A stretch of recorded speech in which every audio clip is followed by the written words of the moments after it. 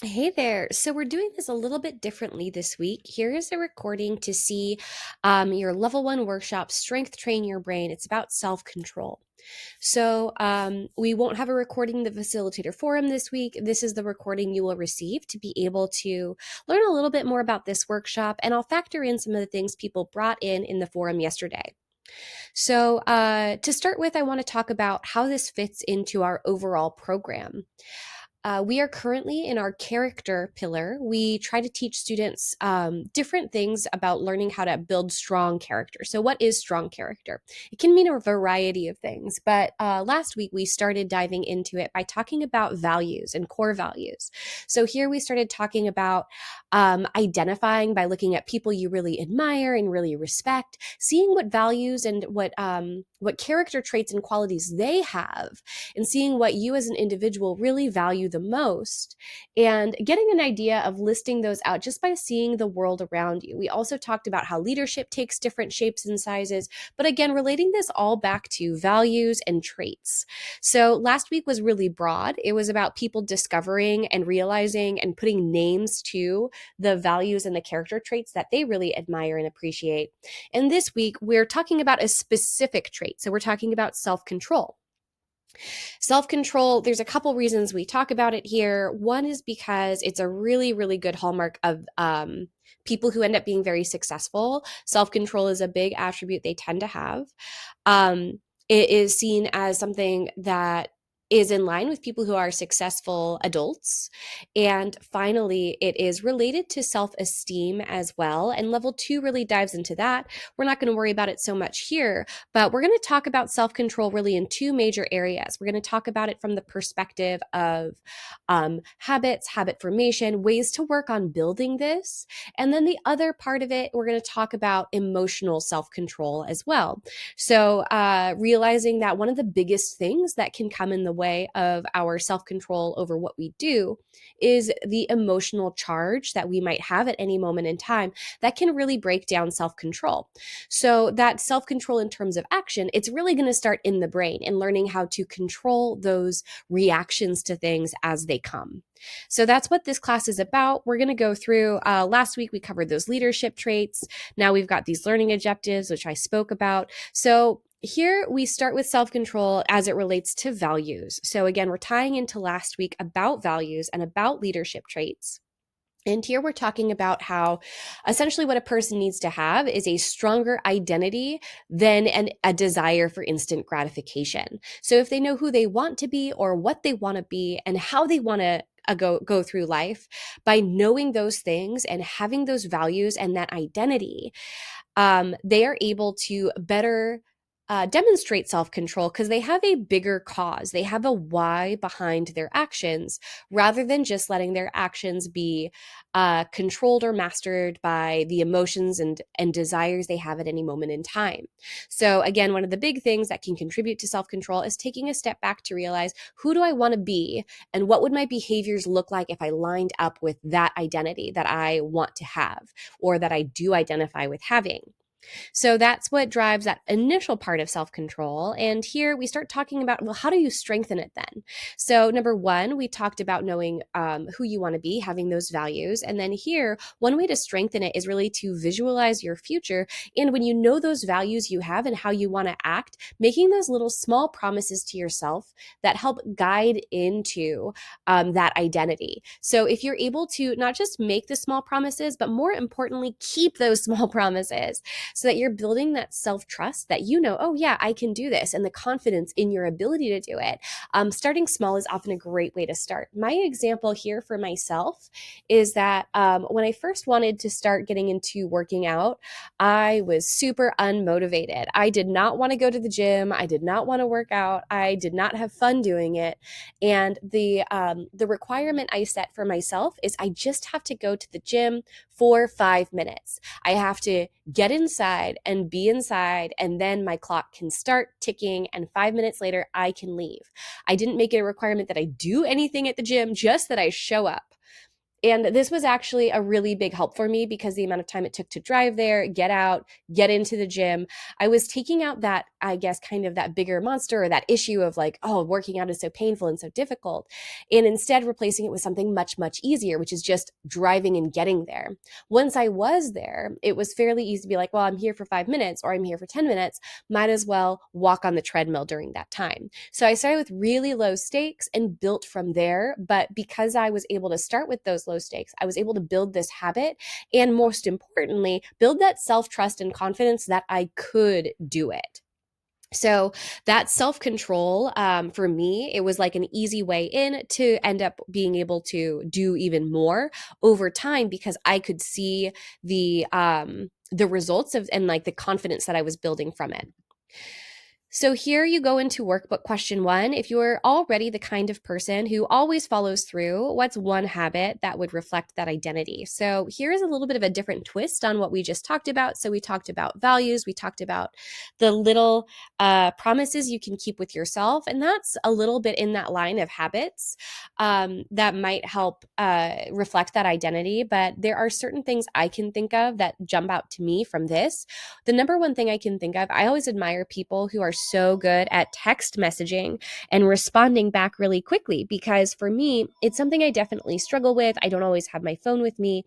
So when I see people who are able to just respond so quickly, I'm always so impressed.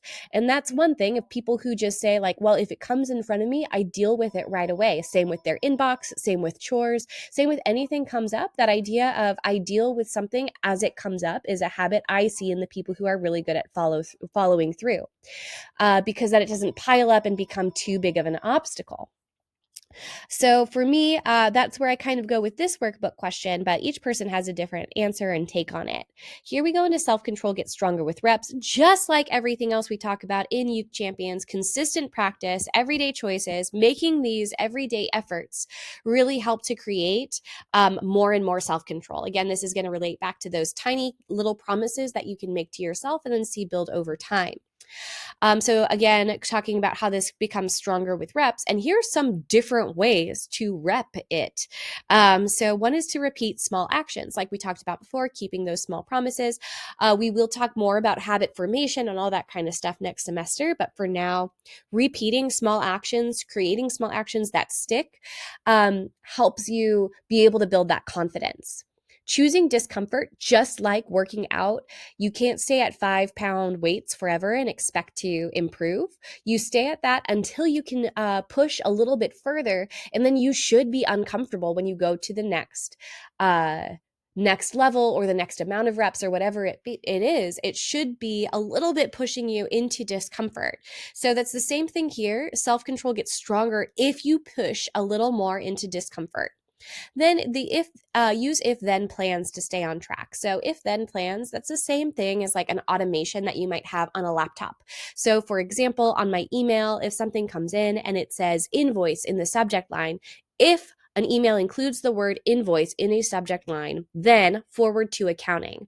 So that's an if-then statement, and it's an automation that's built in the back end of my Outlook email. But this same thought helps people lock in if they say it to themselves and commit to it.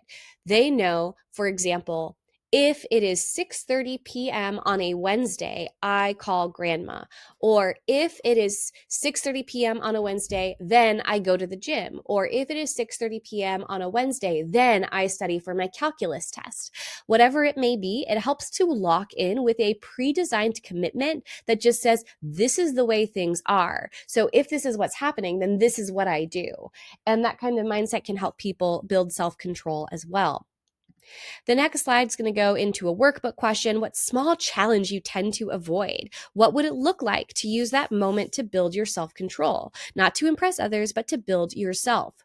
So here, one thing that was interesting, we had a member of the group last night talking about how he had just run through this class, actually, because we have a weird week this week. And he was saying one of the things a lot of people brought up when they started talking about challenges that they tend to avoid, they started talking about the why behind that avoidance.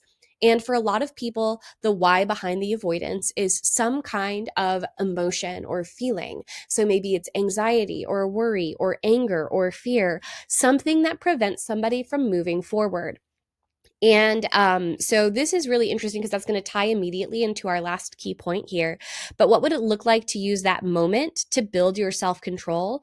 It's helping people realize that, like, okay, I could do something else. I could use this as a moment and reflecting on maybe the emotions or the feelings they get from doing that. But it's hoping that they choose something in their world that's relevant right now, where they'd essentially be able to end up practicing one of these training methods for building that further. So that's where that workbook question is. And then it transitions pretty smoothly into emotional self control. So, as we spoke about earlier, yes, self control, there is a physical external manifestation of that. For example, choosing to eat a vegetable instead of eating candy. That is a form of self control. But a lot of that self control starts in the mind, not just with a decision or a decisive effort to choose certain paths, but that emotional aspect. So if you have anger or frustration or sadness or anxiety, that can lower our threshold to be able to demonstrate external self control, because even internally, we're struggling with self control. So, here we're talking about how going back to the brain and going back to how we feel internally and learning how to control those emotional responses can also help not just control those emotions, but control our external behavior as well. So, again, all the hardest battles, the hardest self control battles are going to be emotional. So, our goal is to notice without reacting, pause, and we have some different tactics here to get better at that. So, like count to 10, breathe, do different tactics that can help people reset. And some people made really good points on the Facilitator forum. This is all backed by science. There are natural responses our brain has to external triggers.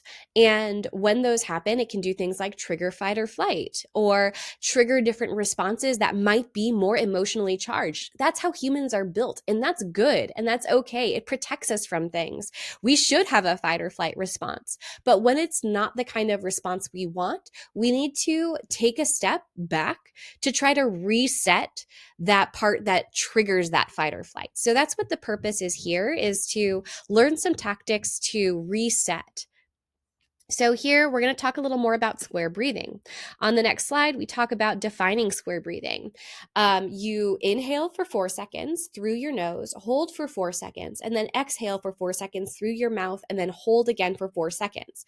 We call it square breathing. Some people call it box breathing, but this is the process of controlling your breath in order to control your mind. And it does have scientific backing that helps people to be able to control their emotions better.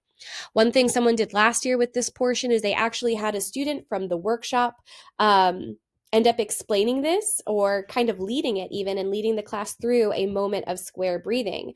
And I think that's a really fun way to get students involved, to get students interacting with each other. It might not work in every workshop, but definitely an interesting option. If we go to the next slide, we'll see emotional self-control is quiet strength. So this again is just talking about reframing the emotional things that come to us, having some tactics to do that. So reframe the challenges that come. So realizing that it's not a threat, it's a challenge to work through, or a problem to solve. Name the emotions. There's a lot of backing around this as well. If you can name what you're feeling, it often takes away at least a portion of the power it has. So if you can say, I am angry because of XYZ, just recognizing that I am angry rather than having the emotion itself without naming it, that can be a powerful way to start controlling it. Daily practice of these kinds of things and any other self-control tactics you know to control emotions, whether it be meditation or yoga or walking or something. There's a lot of different tactics for this. So definitely pull into what you do as an individual to control your own emotions, and be willing to bring that up into the workshop. Then finally, we have our last online workbook question, which is, what emotion tends to throw you off course? What could you try? A pause, a breath, a different thought to respond better next time? So again, here we're thinking about what are the emotions that throw us off. For me, it's probably a mix of anxiety and worry, and those ones would probably be most likely to throw me off.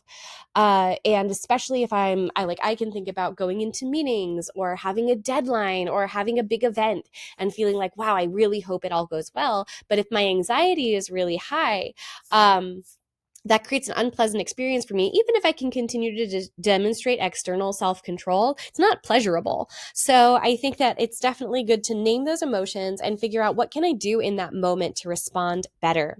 So here we go into next class, which is going to be a recap of our whole semester. We are done with fall semester after next week, 90-second workbook time, and finally ending with our announcements. Next week we have Eric Huberman speaking. He's awesome. That's going to be on Monday. And that's everything for now. Thank you again so much for everything you do. Really, really incredible work. And I hope this helps you teach workshops this week. Thank you. Bye.